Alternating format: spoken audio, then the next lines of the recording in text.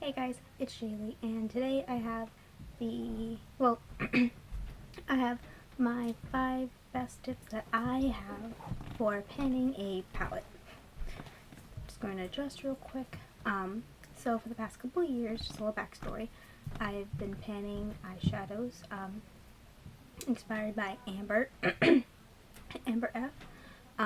Last year I panned the Wet n Wild Comfort Zone palette, didn't complete it, completed most of it, and the Physicians Formula Canyon Classics quad, finished up one shade out of that too. So I've been panning palettes for the past couple of years. This year my main focus has been my Smashbox palette. I will, if I remember, I will leave my most recent update down below. But I wanted to share 5 tips that really help me pan palettes, personally, that I'm hoping might help you. So my first tip is, I have little sticky notes, so if I look down, that's what I'm looking at. My first tip is to try the light shades as highlights. So let me give you an example. So let's see, say I was trying to pan my little Lorac Pro palette here, and this shade Ivory, right here, this shade Ivory, I would probably totally use as a highlight, because once you blend it out, see the nice sheen it gives? So it's a beautiful, beautiful lid color, but a great way to multitask it is to use it as a highlight on your cheekbones as well, because it makes you get a little bit more use out of it, as well as using it on a larger area, which is always good. My second tip is try using transition shades as bronzer.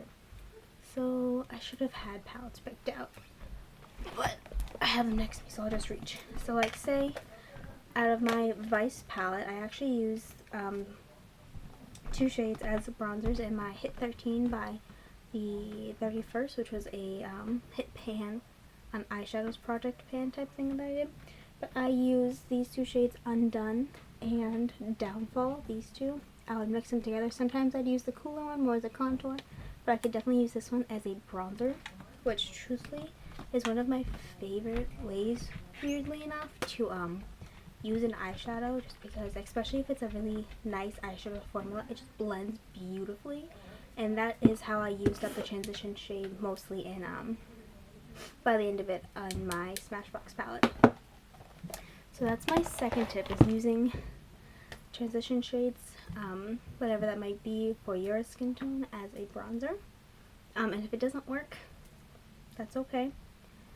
You live, you learn. My third tip is using cool tone browns as contours. Like I showed with my Vice palette, I would use more of like a cool tone brown as a as a contour, and that's kind of how I'm getting through one of my eyeshadows in my most recent project pan, because I can't always use it in my crease because it's a cool tone shadow. It doesn't really work with warm tone looks that I found yet.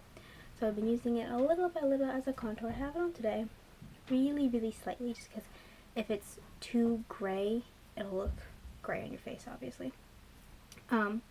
My next and fourth tip is to layer creams with powders. This, truthfully, I feel might be one of my favorite things to do, because you can totally change the shade of the look of an eyeshadow. So let me reach again.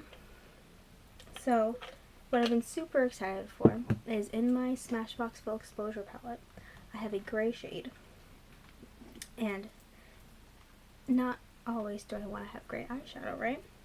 So I will pull out my Maybelline Color Tattoo in Cool Crush. This was limited edition, but there's probably other cream shadows or things like that out there that will hopefully be a good dupe. I don't know of any, but if you guys know, leave it down below for everybody else. But this is what it looks like. So it's a nice, the blue-purple duochrome, and if I put this down, and then I put the gray eyeshadow down, it becomes blue. I'm going to swatch them for you guys real quick, just so you can like physically see. And this is basically my main reason. So this is the cream shadow that I've been keeping. This cream shadow, just because I don't get a lot of use out of it, but I really wanted to use it with a gray shade, because it's just super pretty. Let me try and swatch the gray. So this is what the gray looks like. And then rub it over. Okay. So if you see, this is the cream shadow, and then this is the cream shadow with the gray over it. And obviously the more gray you put, the more of a gray it will look. But if you put a light layer over it, it looks like a purpley blue gray, which I absolutely love. So that's my fourth tip, is definitely try cream eyeshadow with any of your shadows that you're trying to pan if you're getting bored of your looks. Okay, and then my fifth tip is more so, I guess, like a weird one, but I've personally been really loving it. If you have a shade that you don't necessarily want to use, but like, you know you want to pan it. If you hear my family, they're talking to each other. So I have a dark brown shade in my Pan That palette. Did I say dark brown? I meant to. I have a dark brown shade in my palette, a warm tone one and a cool tone one. I've been working on the cool tone one since January 1st, and it's still kicking. So I really wanted to try and finish the warm tone one, but I didn't know how. So I forget who it was. She doesn't make YouTube videos anymore, but she used to. She used a red eyeshadow because she had red hair. She would use it in her roots in her hair to make her hair match longer, so she didn't have to dye her hair as quickly. So I thought that was a great idea, but the color that I have currently is really close to my natural color, so it's not noticeable. But right here, like in this area, I have a bunch of baby hairs. As you can see how they're like, I just have a bunch of baby hairs because, I don't know, that's how my hair has always been.